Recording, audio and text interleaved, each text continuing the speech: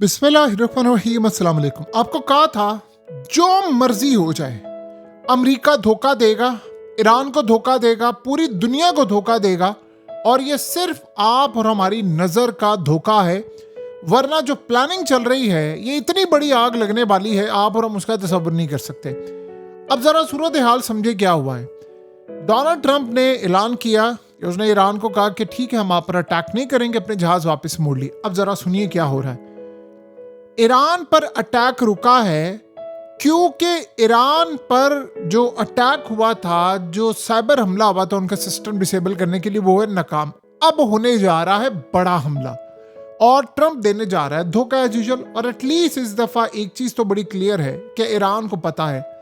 अब सूरत हाल जरा देखिए। अमेरिका अपना एयरक्राफ्ट कैरियर अब्राहम लिंकन उसने मिडिल ईस्ट में भिजवाना शुरू कर दिया है और वो पहुंच रहा है।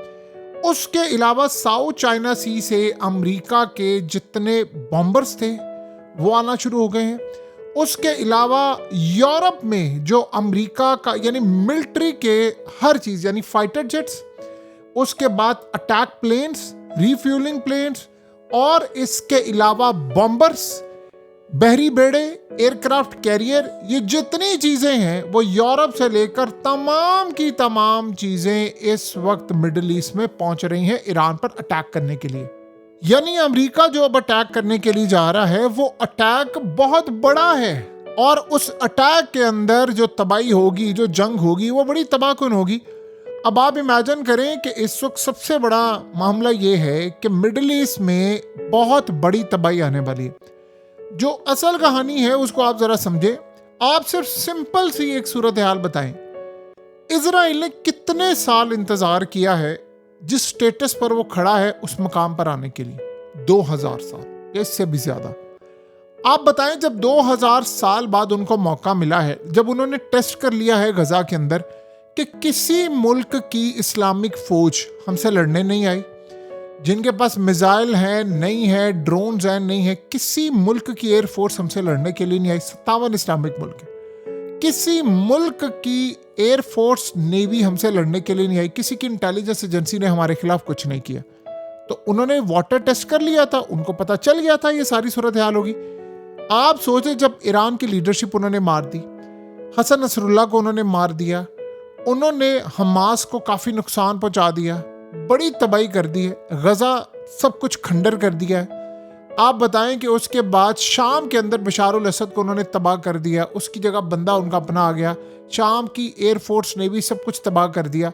अब आप बताएं कि इस सारी सूरत हाल में ट्रंप ने कहा है कि मैं अटैक नहीं करूंगा, और इजराइल ने उसको आसानी से करने दिया है?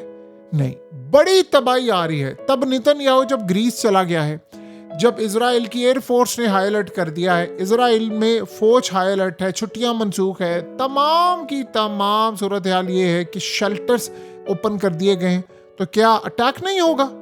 अटैक होगा, और इतना बड़ा अटैक होने के लिए जा रहा है कि हमने आज से पहले नहीं देखा। फर्क कहां पर आ रहा है? फर्क ये है कि देखिए, ये जो अभी सूरत हाल सामने आ रही है ना, कि सऊदी अरब ने कहा, ओमान ने कहा, कतर ने कहा और मिस्र ने कहा, इसमें कोई दो राय नहीं कि इन ममालिक ने प्रेशर दिया। देखिए, सबसे बड़ा मसला सऊदी अरब को ये भी है कि अगर इस सूरत हाल के अंदर तबाही होती है तो उसके पीछे इजराइल का हाथ है। तो इसराइल अगर एक मुल्क को तबाह करेगा तो वो बाकी मुल्कों को छोड़ेगा। देखिए, सबसे बड़ी बात, उनको ये बात अच्छी तरह पता है कि ईरान में रिजीम चेंज ऑपरेशन करने के बाद ईरान का तेल अमेरिका ने टेक ओवर करना है। तेल को टेक ओवर करके अमेरिका क्या चाहेगा? मार्केट के अंदर सप्लाई कर देगा तेल की। जब वो सप्लाई करेगा तो वेनेजुएला का तेल अब मार्केट में आने वाला है, और ईरान का अगर लेट से तेल, अभी तो पाबंदियां है ना, वेनेजुएला पर भी पाबंदी है, इस सारा अमेरिका टेक ओवर कर लेता है। और अमेरिका ने कहा वेनेजुएला का तेल हमारा है, हम बेचेंगे, पैसा भी हम रखेंगे। तो जब तेल की सप्लाई ज्यादा हो जाएगी तो तेल की कीमत $30-35 बैरल पर आ जाएगी। सऊदी अरब को $70-80 बैरल मिनिमम $60 बैरल के ऊपर भी वो डेफिसिट में जाते हैं। तो अभी सूरत हाल के अंदर उनको पता है जब अमेरिका ये काम करेगा, मार्केट में तेल फेंक देगा तो तेल की कीमतें गिरेगी, तो जाहिर सी बात है उनको भी नुकसान होता है बहुत ज्यादा। और उसके अलावा फिर अमेरिका पूरे रीजन को इस्तेमाल करेगा। और आपको क्या लगता है, एक ही मुल्क था ना जिसने इसराइल पर अटैक किया है? बाकी किसी इस्लामिक कंट्री के अंदर तो जरूरत नहीं थी इसराइल से लड़ने की, और उस मुल्क का नाम है ईरान। या हिजबुल्ला ने किया, हिजबुल्ला के चीफ को उन्होंने मार दिया, उनकी सारी लीडरशिप को मार दिया, ईरान की भी लीडरशिप को मारा, मेन तो अभी तक कायम है। तो अगर वो ईरान को यहाँ पर छोड़ देते हैं, अब ट्रंप ने क्या बात किया, ट्रंप ने कहा जी मैंने इजीली ये काम किया है कि जी वो ईरान के अंदर अब वो लोगों को फांसियां नहीं दे रहे, फलाना नहीं दे रहे। ईरान में तो अभी भी एहतजाज चल रहा है, ईरान में तो अभी भी हज़ारों लोग मारे गए हैं, ईरान में तो अभी भी क्रैकडाउन चल रहा है, और वो इजराइल के भी लोग पकड़ रहे हैं, अमेरिका के भी पकड़ रहे हैं, आम एहतजाजियों को भी लटका रहे हैं, सारा कुछ काम हो रहा है। तो ट्रंप कहाँ पर है? और सबसे बड़ी बात यह है कि अब रिपोर्ट जो अमेरिका की इंटेलिजेंस एजेंसी की आई है कि ईरान अभी तक पीछे नहीं हटा, वो अपना ऑपरेशन कर रहे हैं। तो ट्रंप ने कहा था कि जो ऑपरेशन नहीं कर रहे तो इसलिए मैं काम कर रहा हूँ। तो बताएं कब सूरत हाल क्या है? झूठ बोला है उसने। अब उसका झूठ बोलने का मामला क्या? अब जरा आप ये देखिए, ये जो खातून है ये कौन है? इसको ब्राजील का प्रेसिडेंट थोड़ी बनाना है, या अमेरिका का थोड़ी बनाना है, या किसी का बनाना है। ये वेनेजुएला की है और इसको नोबेल प्राइज दिया। क्यों? कि वहां पर वो जमहूरियत के लिए कोशिश करी थी। अच्छा, दूसरे मुल्क में डिक्टेटर जो है कुछ हो, वहां कोई जमहूरियत के लिए आए, वहां कुछ हो, अमेरिका वहां सपोर्ट नहीं करेगा, नोबेल पीस प्राइज वहां नहीं मिलेगा। इस खातून को दिया, ट्रंप लेना चाह रहा था, उसने आगे ट्रंप को हवाले कर दिया कि मैं अपना नोबेल अमन का जो इनाम है वो तुम्हें देती हूँ, ये तुम्हारा हुआ आज से। ट्रंप ने उसको ले लिया और अब ट्रंप इसको बनाना चाहता है वेनेजुएला की प्रेसिडेंट। क्यों? ये इंटरनेशनल ताकतों की मोहरा है और ये CIA इसको बैक करती है। और इस सूरत हाल के अंदर अब ट्रंप से इसकी मीटिंग हो गई, सारा कुछ हो गया। ट्रंप ने कहा ठीक है जी मैं सारा करूंगा, बड़ी तारीफ है उसकी, उसने अपना नोबेल प्राइज भी दे दिया। दुनिया में किसी और जगह डिक्टेटर्स हो या वो जमहूरियत की कोशिश करे, वहां नहीं होता। वेनेजुएला में इनके खिलाफ था डिक्टेटर्स, वो चाइना के खिलाफ खड़ा है, उसको उठा। अब वो क्या कहती है? वो कहती है कि ट्रंप ने वो कारनामा अंजाम दिया जो शायद दुनिया में कोई नहीं कर सकता। उसने वो काम किया कि मैं अपना इनाम उसको दे रही हूँ। इनाम क्या है? कि ट्रंप साहब पूरी दुनिया के अंदर छाए हुए हैं। कैसे छाए हुए हैं? कि ट्रंप ने वेनेजुएला के लोगों के दिल की बात की। 52 से 55% वोट लेने वाले सदर को अमेरिका के कमांडो CIA की मदद से उनकी चीफ इंटेलिजेंस चीफ की गद्दारियों से उड़ाकर ले जाते हैं। ये अमेरिका ने मदद की है। आप दिन दहाड़े किसी का प्रेसिडेंट उठाकर ले जाते हैं और खातून कहती है अमेरिका ने काम किया इसलिए मैं अच्छा दे रही। क्यों? उसको अब इख्तिदार में लाना है। अब असल सूरत हाल यहाँ पर ये है कि ये सारे के सारे मोहरे सजे हुए। अब ये बात कहना कि जी वो देखिए, इसराइल को क्या परवाह है इस बात की कि अमेरिका क्या कर रहा है क्या नहीं कर रहा, फला उसको परवाह है उसके गोल्स अचीव हो। उसने तबाह करना है पूरा मिडिल ईस्ट, उसने सबको गजा बनाना है और वो बड़ा करीब है अपने गोल्स के लिए। जितना स्ट्रॉन्ग आज इसराइल है दुनिया में कहीं है, देखिए सारी दुनिया में उसके खिलाफ लड़ाइयाँ, सारी दुनिया में उसके खिलाफ नफरत, एहतजाज है। उसको टके की परवाह है, उसके अरेस्ट वारंट निकले हुए, नेतन्याहू को गिरफ्तार कर सका। इससे ज्यादा ताकत क्या होती है? इतना कत्लेआम, इतना सब कुछ करने के बावजूद वो ढिठाई से खड़ा हुआ है और दुनिया में कोई उसका कुछ नहीं बिगाड़ सकता।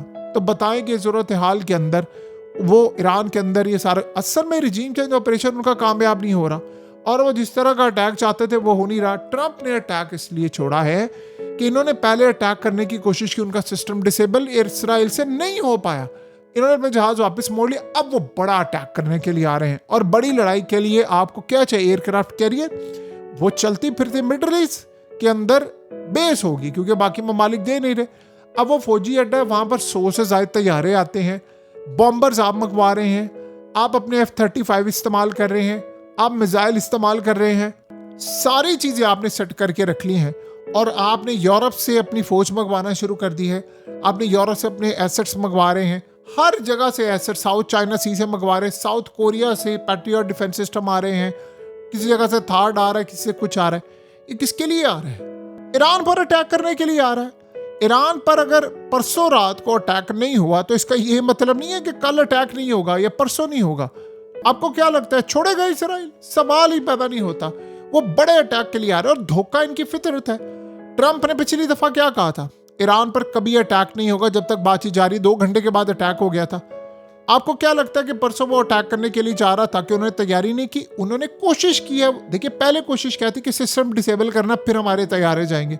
तो सिस्टम डिसेबल आपने किया, आपसे हुआ नहीं है, आपने तैयारों को वापस मोड़ लिया। आपने फिर कहानियां करा दी फलाने मुल्क की वजह से का फलाने की।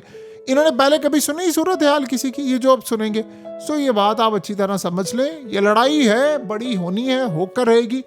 आपको इस दफा ये देखना पड़ेगा कि ईरान के अंदर जो हुआ है वो भी नहीं होना चाहिए था। लोगों के हालात खराब हैं, वहां पर लोग मारे गए हैं बड़ी तादाद में, काफ़ी परेशानियां हैं लोगों को। उसमें एहतजाज करने वाले सही भी थे, गलत भी थे, कुछ अपनी जायज़ ज़रूरियात के लिए आए थे, कुछ बेचारे वो क्रैकडाउन की आड़ में आ गए, कुछ इजराइल और अमेरिका के कहने पर पूरा खेल ये वो सब कुछ बड़ी ताकतों का मोहरा। लेकिन इस सूरत हाल के अंदर वो यहाँ पर नहीं रुकने वाले। तो ये किसी गलत फहमी में ना रहें कि ईरान में ये सब कुछ अभी नाकाम हुआ है और अमेरिका और ट्रम्प धोखा देगा, ये उसकी फितरत में है, वो इजराइल के लिए आखिरी हद तक जाएगा। और आप सोचें कि अगर पिछली दफ़ा के बाद इजराइल ने चुप करके बैठना होता, दोबारा अटैक करने की क्यों आते? और अगर ये न्यूक्लियर फैसिलिटीज तबाह कर दी थी तो अब क्या करने आ रहे? तो धोखा है हर तरफ।